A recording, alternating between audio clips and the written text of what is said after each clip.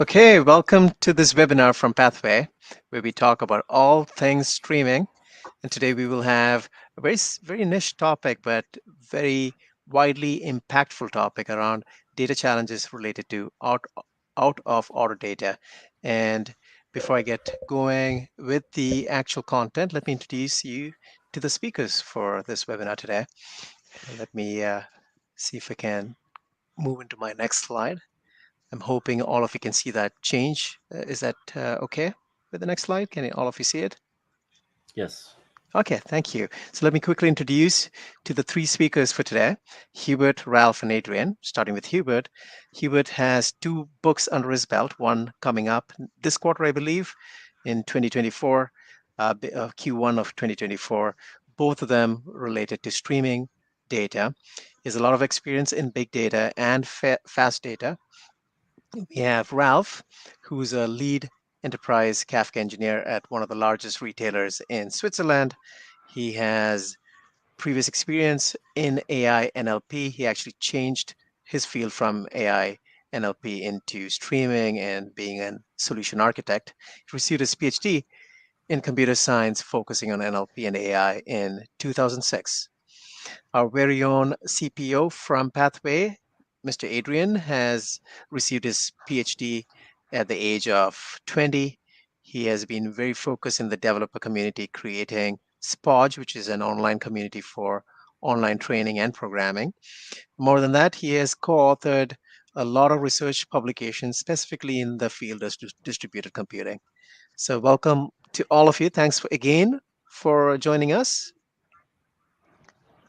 Thank you. Sure, Thanks, thank you. thanks for being here. Thank you. And just for the audience itself, this is a second part of the series of topics we're taking on in terms of modern data streaming and the challenges. The first topic we actually covered last time around was around consistency, which is a big problem in streaming. And before I talk about other challenges, I will pass this on to Hubert to take on the next topic here.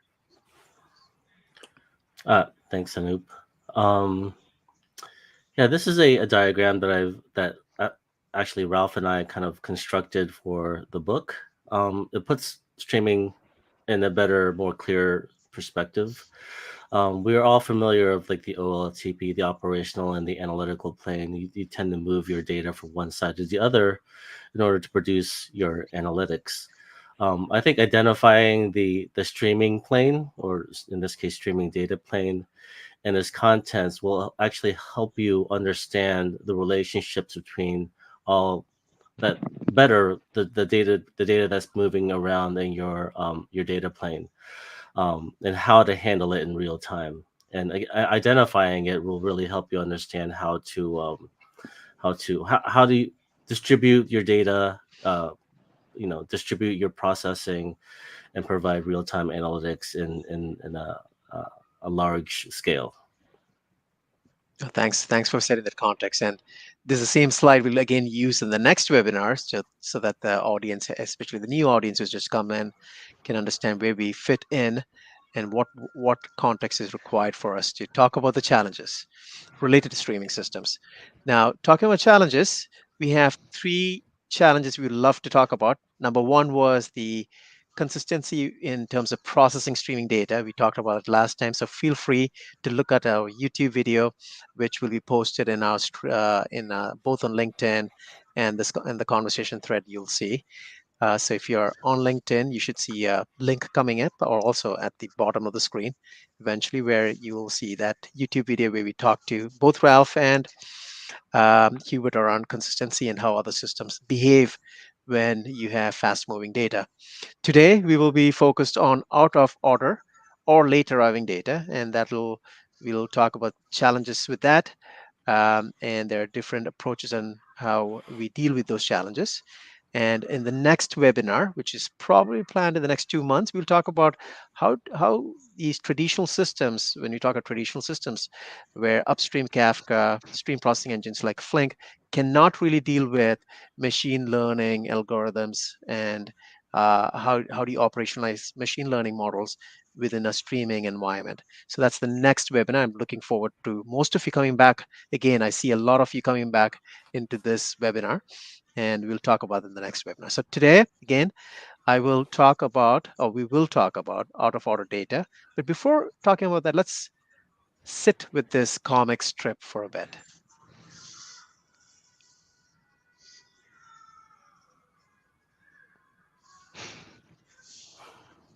Okay, so this comic strip clearly shows you that in this strip piece here, there's a delay in response coming from the responder, the person who's supposed to respond, and things get a little wacky with how this perception is about you know how people deal with expected response and expected time frames, expected things being in order.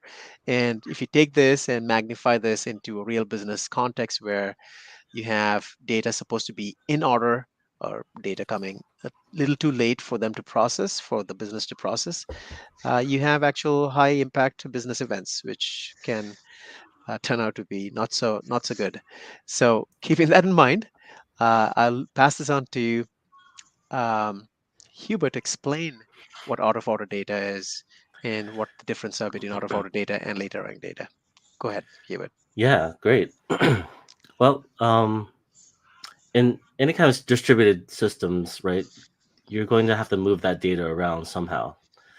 And when you move data around, there's always a chance for that data to get out of order. Even if, you're monitoring the system and everything looks great and everything's green and nothing's alerting, you're still gonna get some out of order data just because of it's just natural, right? Uh, Specifically with Kafka, if you send a small batch over and I'm not able to get an acknowledgement for the first message, but the second and the third message gets through, and then somehow I retry the first message again. You're gonna get it out of order data, so you're gonna get the second and the third message, and then the first message in that order when you consume it. So and that's just normal processing, right? There are network issues a lot of times, and you're just gonna run into these things often. So that's basically what out of order data is. Now there's an extreme case of what out of order data is that's late arriving data, right? You could consider you can say that message one in the use case that I described was late, but I tend to categorize late arriving data as like really late, right? Let's say I have a truck that's spewing IoT information and it goes up in the mountain for some reason, and it's disconnected. It can't connect anywhere, and then when it comes back down from the mountain, all that data comes out, and you receive it, and that's late arriving. How do you handle that data, right? Um, there's different types, different ways to kind of understand that, right?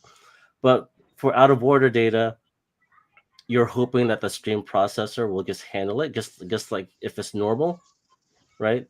Then you would want the stream processor to handle normally the out of order data. With late arriving data, you kind of have to add a bit of logic to it to help you understand how to process. I mean, if you get this data an hour late, is that still good, right? Do you need to decide how to handle that data going forward?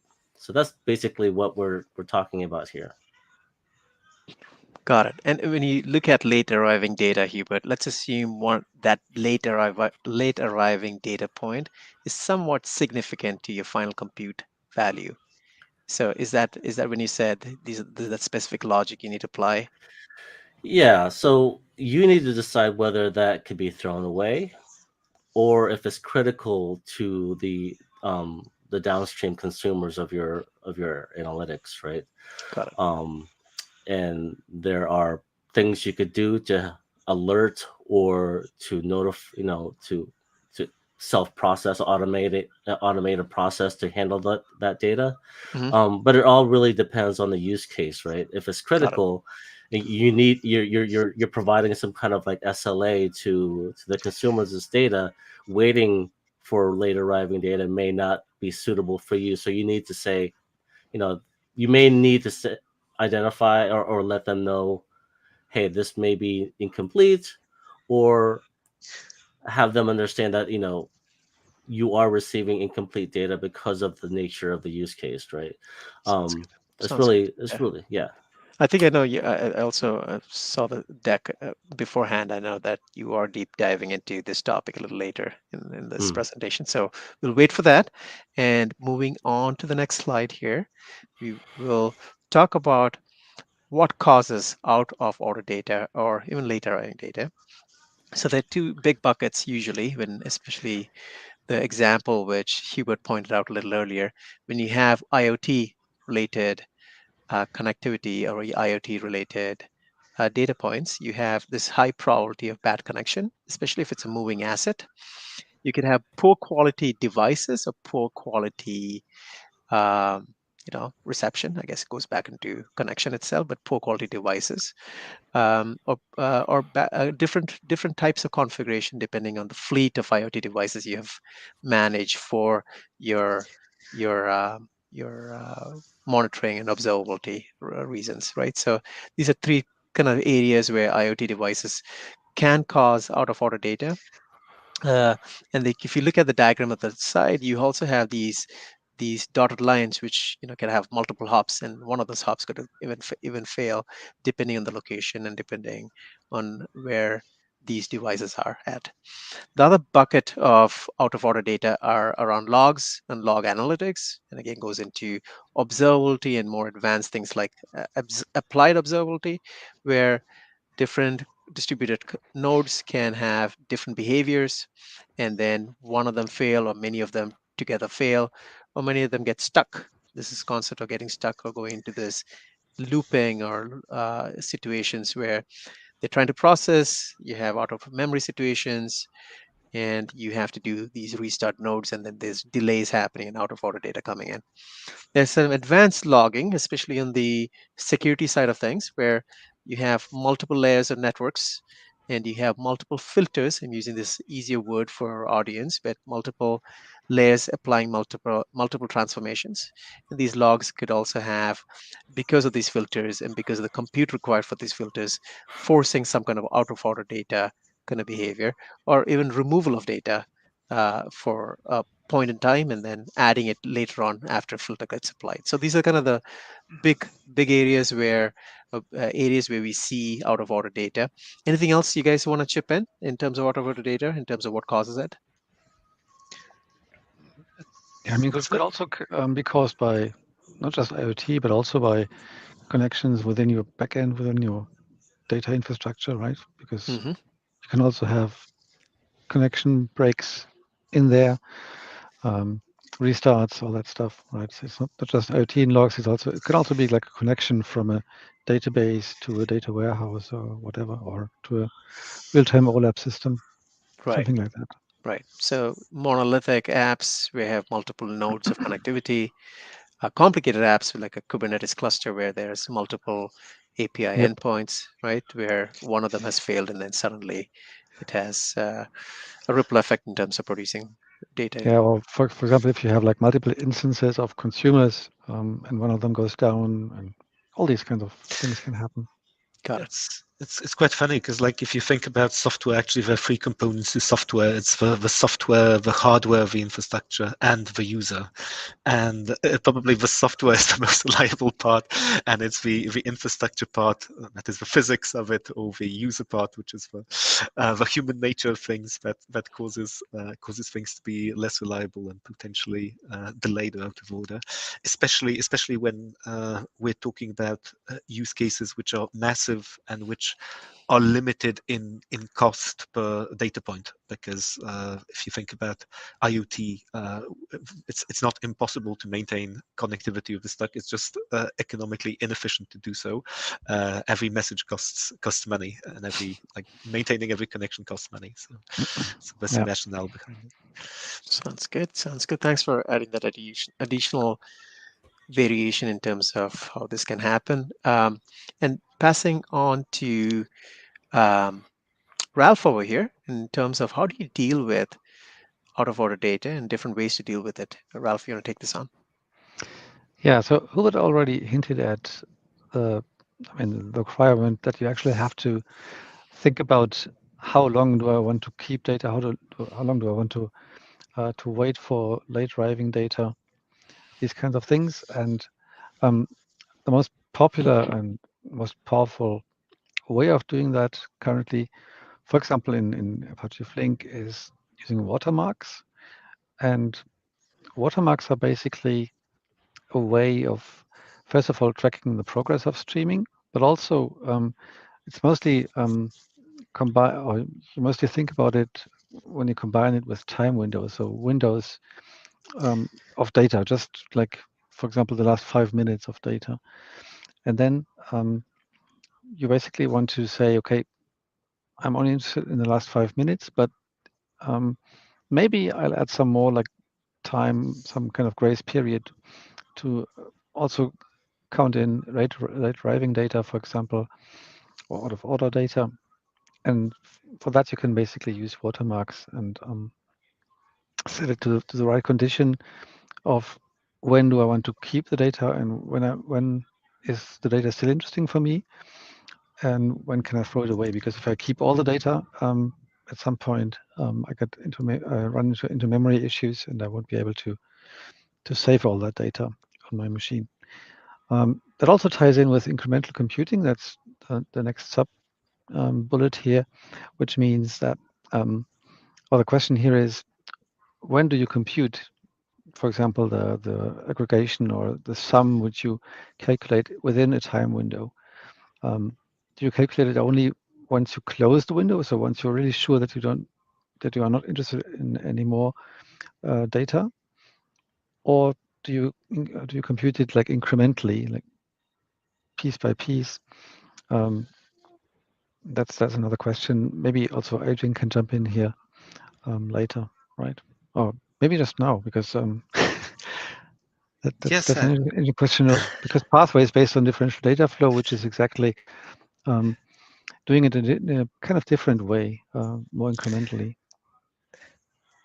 Absolutely, and here, if we start with a narrative which comes from Flink, we look back at like more than 10 years of history of looking at data streams, and Hubert, as you were introducing the notion of time, there was also this notion of understanding like what time actually means, which is not obvious in the streaming system. So sometimes we like to think of ourselves as the developer, as the hero of the story, so that I'm kind of sitting on top of the system, controlling time. The events are coming in, and I'm building up this window and working with this window as data comes in. But this axis of time, which is like my time, which translates to the system's time, is not the only notion of time. There's also the fundamental question of the time that's being that's stored in the data itself, which reflects the actual events that this data represents. So the notion of time windows may actually be defined differently depending on the business objective. So, for example, you can have a time window of the last 10 minutes of events that have happened in my system, which is well defined but doesn't necessarily carry a business perspective. Or you can ask about events that have happened in the last 10 minutes to my IoT sensors, but then if I'm thinking about the last 10 minutes of my IoT sensors, it's about the measurements they have made, and it's not the same as the measurements which have been sent to me in the last 10 minutes. And handling these different types of windows and understanding where we are actually at what stage of computation is essential to the understanding of how to do incremental computing properly, also to understand which, not just how to do the incremental computation, but also which data to include in such an incremental computation as it's progressing, and at what point to say the window is complete, we will not be doing further increments anymore. So both the computational aspect and the actual like data modeling aspect are important. Right. I think I want to try to simplify some of these topics. I think these PhDs are really tech at a higher level. I need things like dumbed down a little bit because I'm not as smart as these people. But what I think what they're saying, and I'm pretty sure it's right, is that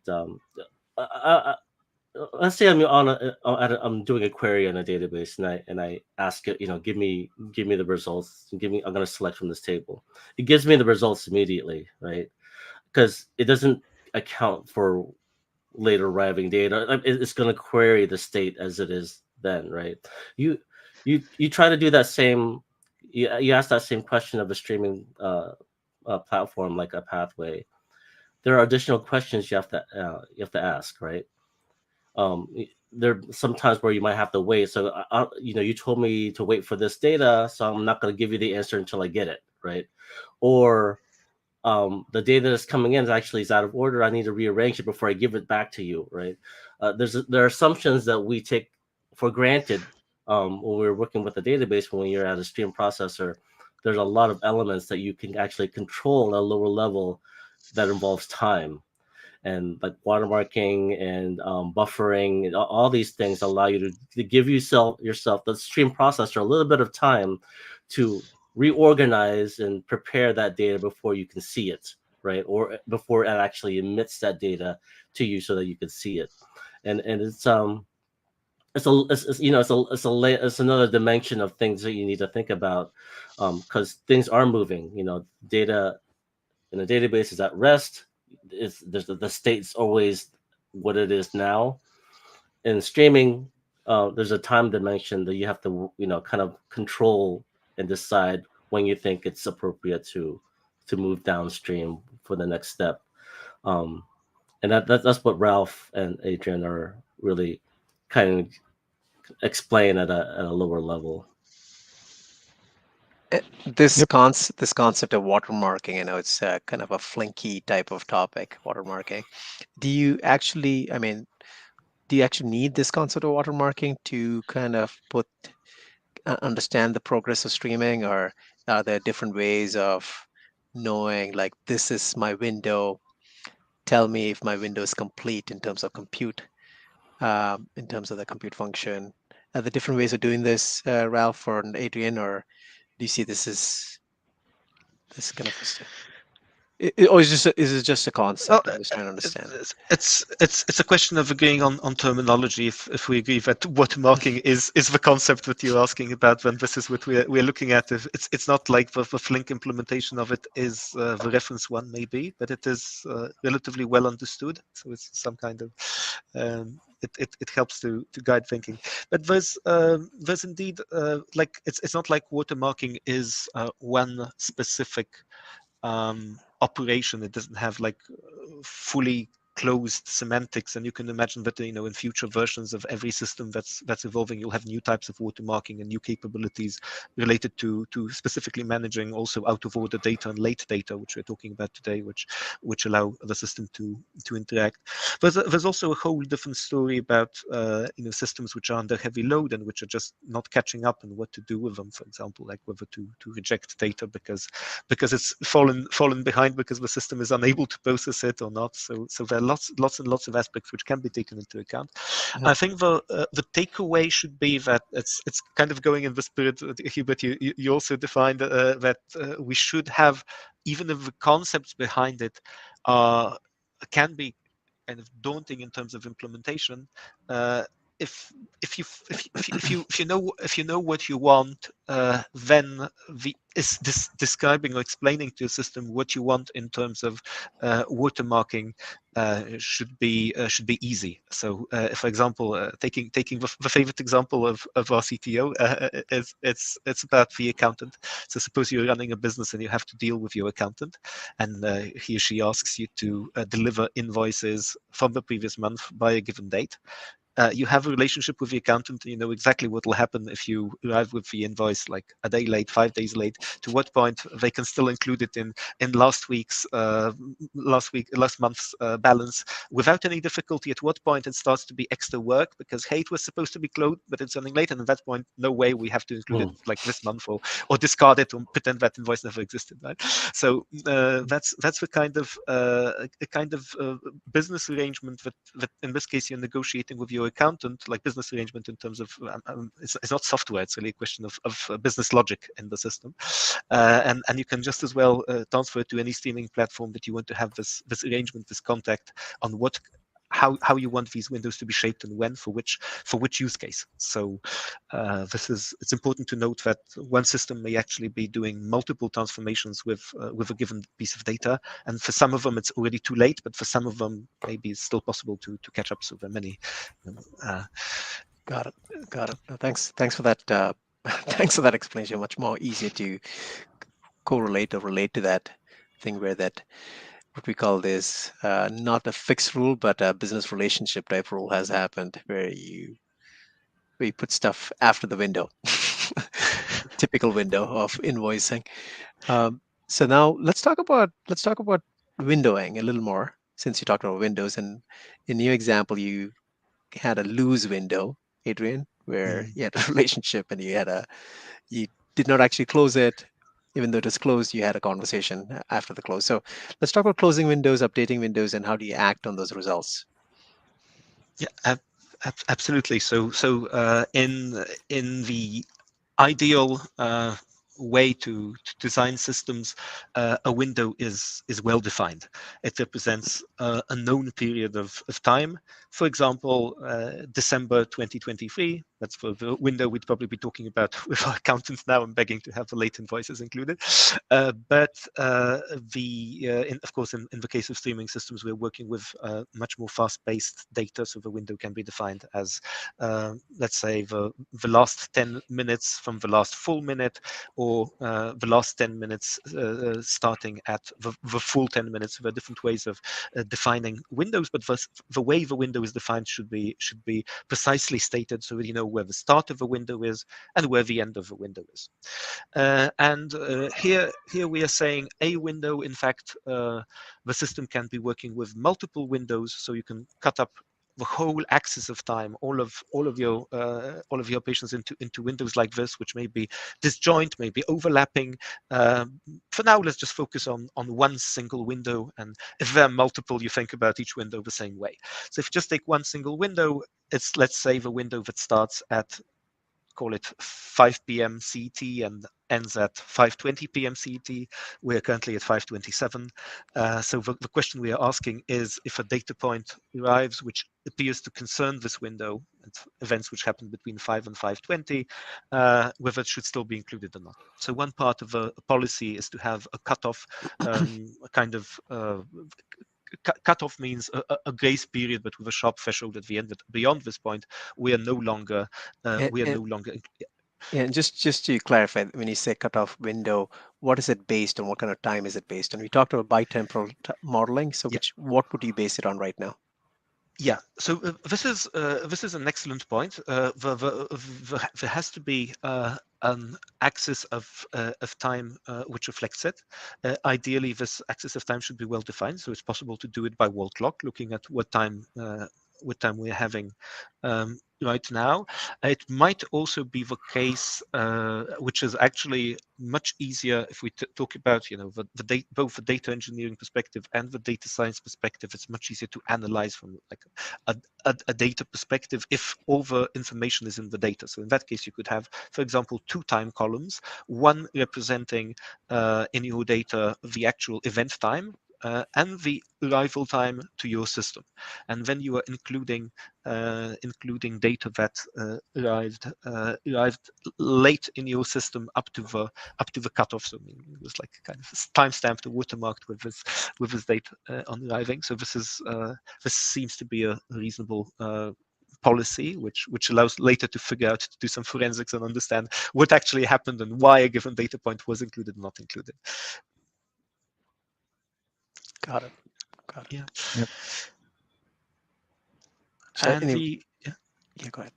Just the other part is here, just looking at the slide, we have this cutoff notion. So this is for when we discussed the other notion is actually having to wait a bit before the data arrives in the window. So in some sense, when the window is incomplete, while we are still waiting, the question which comes up, while we are waiting, what should we be doing? Right? We are getting data arriving in the window. Should we be doing nothing and waiting for the window to fill up completely, waiting post cutoff to do all the computation and to push the results to the user, can we be a bit smarter in some cases and give the user live updates and on what is happening. So here I will change the analogy. It's really suppose it's election night, right? The polling, the ballot stations are closed. All the votes are cast. The votes are coming in. Now, do you want to wait with the announcement of results until the votes are counted, or do you want to actually have some partial results sooner? Or maybe you actually want to have the partial results even before the end of voting. So even as the data is actually being generated, you really want to have some partial results, perhaps just on some statistics. So this is again a policy question, how you want to handle this, and depending on the gravity of the use case and the type of use case, it can be handled very differently. Got it. And the cutoff policy, I mean, it's again, I think Hubert mentioned, it's also something to do with our downstream systems, right? If they are somewhat forgiving, let's put it that way, I guess the cutoff policies can be kind of manipulated, kind of done based on what those downstream systems are, and you find a lowest common denominator kind of thinking and figure out what that cutoff policies are. I had a question related to this in terms of policies, Adrian. When you look at a window, and let's assume it's a fixed window of 5 minutes in terms of size, and let's assume you had, for some reason, there's a delay in getting data into the window. Are there policies you think about in terms of delay policies coming into the window, meaning data has not filled in, or the window has not been, the window compute for the first time is pretty delayed? Are there policies around that? Do you see some of those? Yes, absolutely. So like working on use cases where data is delayed a lot, notably in IoT, we came up with and also integrated with Pathway a couple of policies which can be seen as standard. And one, not to start any computation before a certain delay happens, is a standard policy. It's one of the parameters that you can set. The fact that you launch computation doesn't necessarily mean you already have to. You're obliged to present its results to the user. You can actually see after a certain delay you've started computing the statistics, and you see that you still have too few statistics to show to the user. So at this point, in your code, you can actually have an operation which says that if you have too few data points or your data is too partial, you do not push it further. You still kind of wait in inverted commas, and as the new data flows in, every so often incrementally it's updated. Again, it's a policy how often you want to refresh, whether you want to refresh with every new data point arriving or every 1 second, 1 minute, refresh, and once this threshold of relevance is crossed, you can start pushing the data to the user. Sounds good. No, thanks for So explaining that. there's maybe two things to add from my side. So one thing is that this cutoff, so on the left side, you see this cutoff period. That's kind of the simplest, most simple way of doing watermarking. So that's, I mean, you can do much more. For example, in Flink, you can kind of create complicated or complex conditions for the cutoff. For example, in Kafka Streams, which is a bit more simple in this respect, there is something called grace period, which is exactly that. This directly corresponds to the cutoff. Another thing is really, everyone was talking about the incremental nature of, or maybe the way you calculate data within a time window.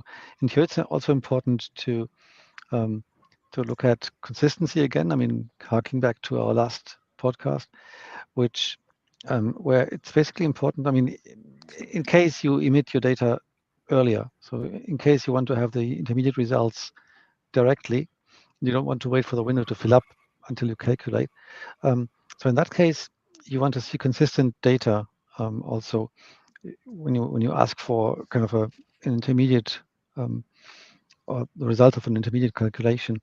And here again, I think it's important to note, to mention that that's also a strength of differential data flow, right? Because you can it has kind of a built-in bitemporal nature, and even if the messages come in, so for example from Kafka, so if the messages come in the wrong order,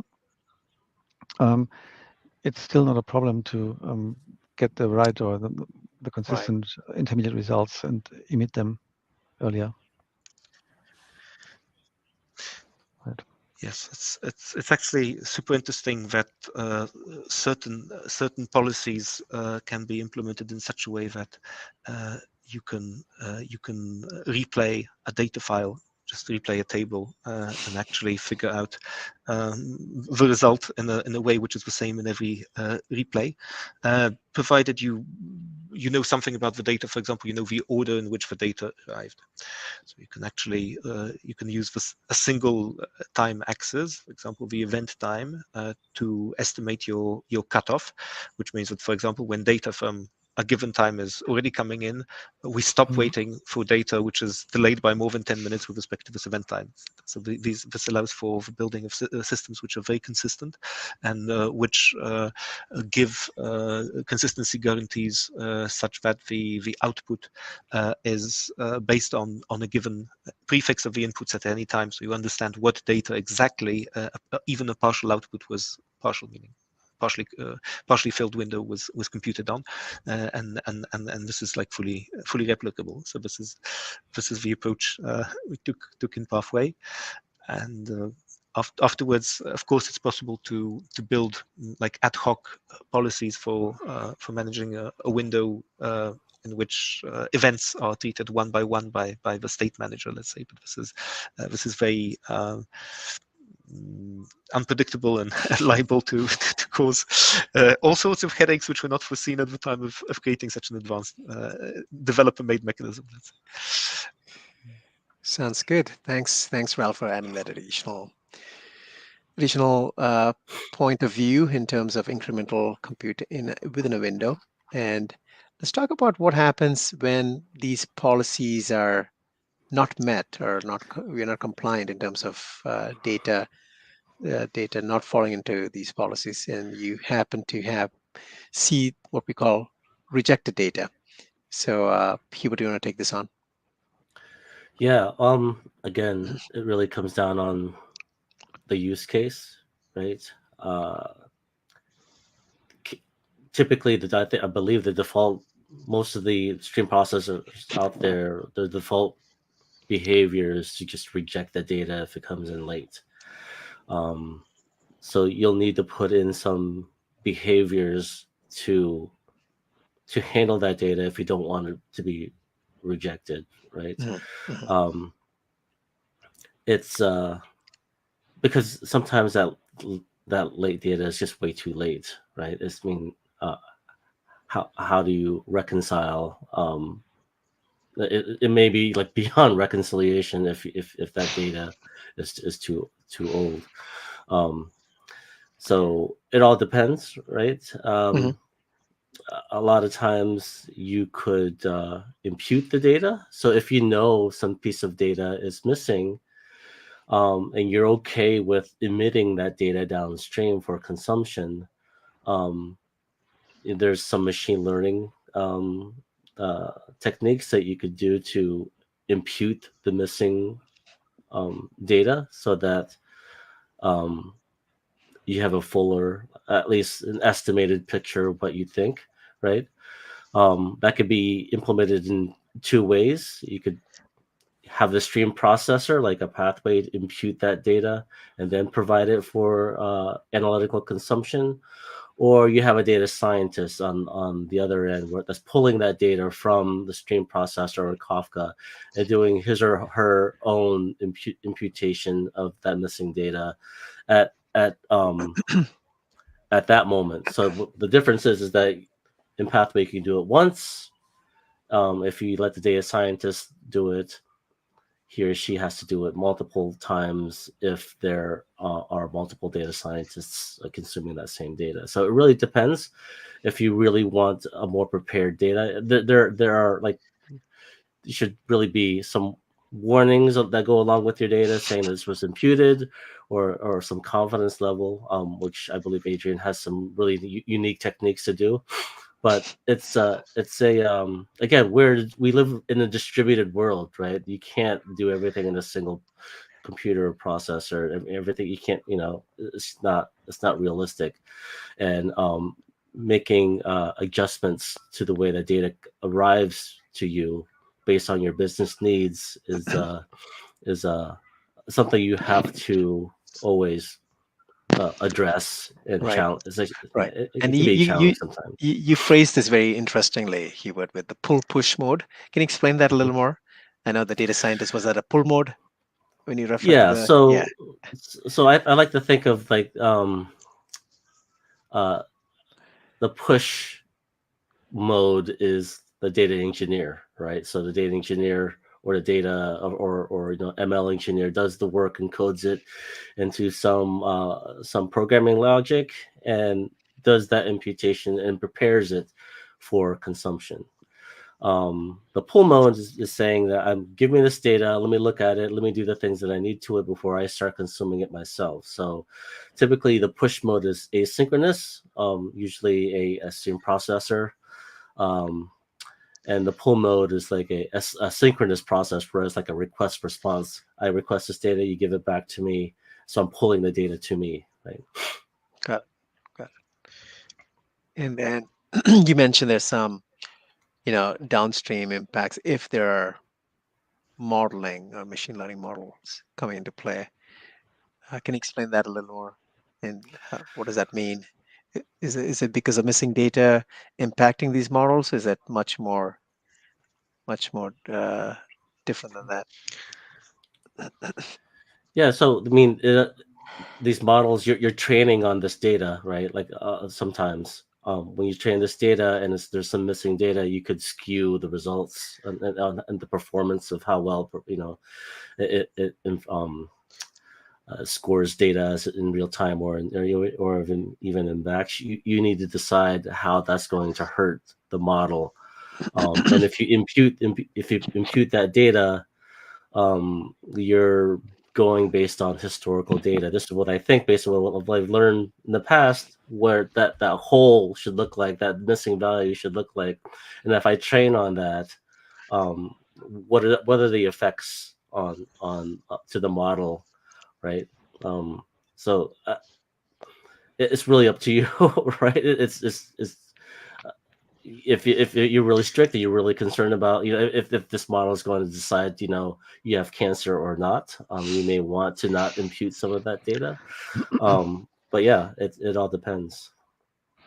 Yeah, it's also about the out of order data again, because if you, for example, think of a forecasting machine learning model which you want to build, then the order of the data is important, right? So then you also have to account for that and basically only take in data into your learning which is in the right order. So otherwise your forecasting will be kind of skewed and the model will be kind of skewed again.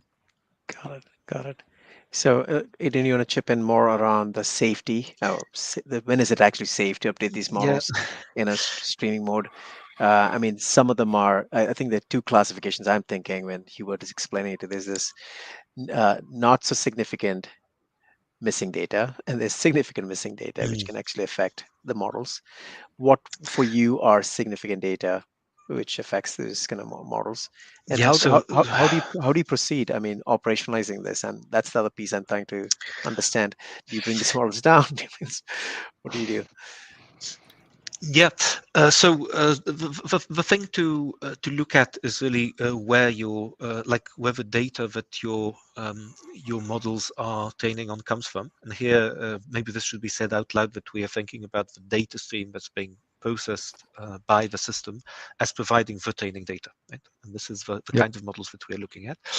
And if this data is not changing much over time, the need for retraining is limited. But if the data is kind of drifting all the time, drifting so much that you can think of it as like a non-stationary data source, so it's kind of fast-paced changes to the nature of the data that's coming in, then it's crucial for the models to catch up with the data without being too skewed towards effects which were just observed in just too short a time window. So you have to get the kind of the scale at which you're looking at the data just right. So, for example, imagine you have one of those notoriously bad models. It's always bad. You open your ride-hailing app.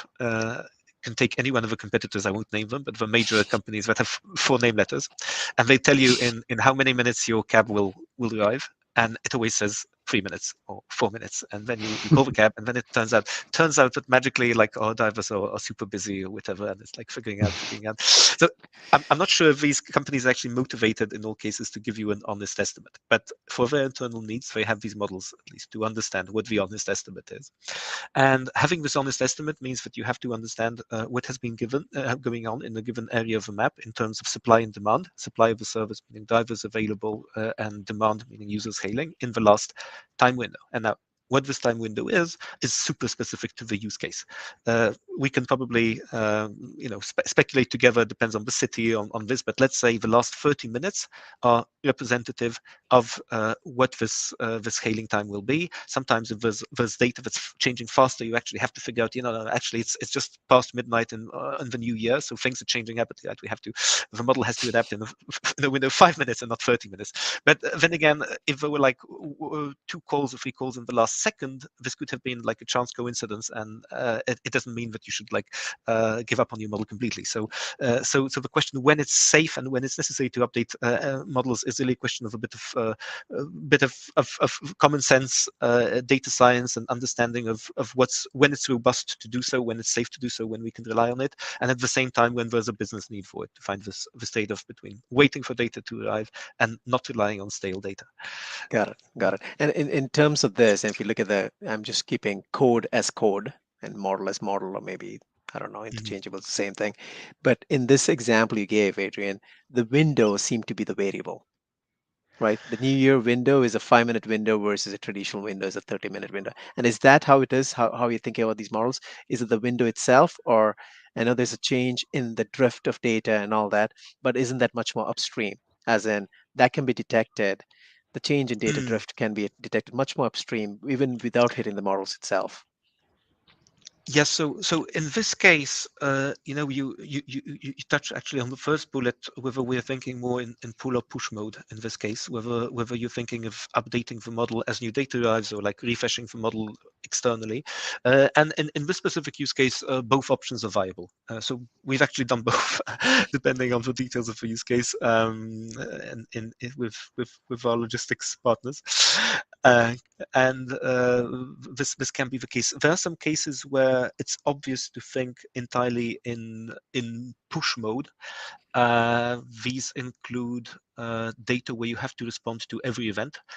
Payment processing is one example, where for every payment that you're thinking about, every transaction that you're processing, you have to give a reply, which can be a validation, an authorization, or refusal to authorize. So you have this yes/no answer for every event. And here, it's natural that both the inference and the actual reasoning behind the models for deciding whether things are going okay, whether there's something unusual and an unusual activity pattern, they come in with retaining data, and they happen as the data updates. So. Got it. No, thanks for this explanation. I think we're going to wrap up very soon now, especially since we spent close to 15 minutes on this webinar. Thanks to the audience for sticking with us, who are still sticking with us. And last pitch on behalf of both Hubert and Ralph. There's a book coming out in a couple of months, I believe. Do we have a date now, Hubert or Ralph? Probably close to mid Q2. Mid Q2. Okay, good. Yeah. And I know both Hubert and Ralph are in listening mode, listening to people like us on the vendor side, like Pathway and other streaming engines. So they're revising and making very good updates as we speak into this book. So I highly recommend it. It is a book coming out and gives you full context around those 3 circles and where the streaming data plane fits in, both on the OLTP side and the OLAP side. So please feel free to go to O'Reilly, take an early preview. I believe there's an early preview. I got access, by the way. Yeah. So Yep. have a feeling. They're more than happy. Both of them are very accessible authors, amazing authors. So accessible in terms of feedback. So don't hesitate to give this a try, a read for sure. And I'm going to wrap this up now. Thank you again for this amazing speaker panel. All of you, thank you. Thumbs up. Thanks for joining us late, Ralph from Switzerland, and Adrian. Thanks for joining both Hubert and I. the United States. So we are just getting a day started. And thank you again. Take care. Bye. Yes. Thanks, guys. Thanks a lot. Thank you. Bye-bye. Thanks so much. Bye.